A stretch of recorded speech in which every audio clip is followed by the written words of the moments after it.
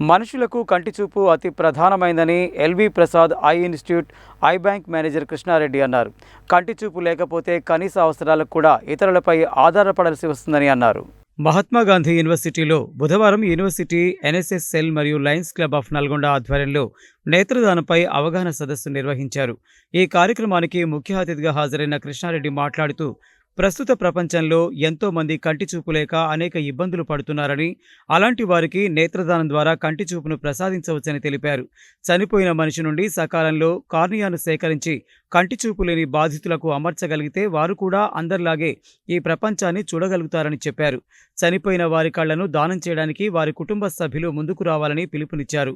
ఈ కార్యక్రమంలో MGU NSS coordinator Pasupula Maddileti, commerce కళాశాల principal Venkataramana Reddy, lions club of Nalgonda president doctor Harinath, secretary Pichaiah, treasurer Shekar Reddy, Ashok Reddy, Chandra, NSS programme అధికారులు శేఖర్, వీరస్వామి, శ్రీనివాస్, ఆనంద్, హరి తదితరులు పాల్గొన్నారు.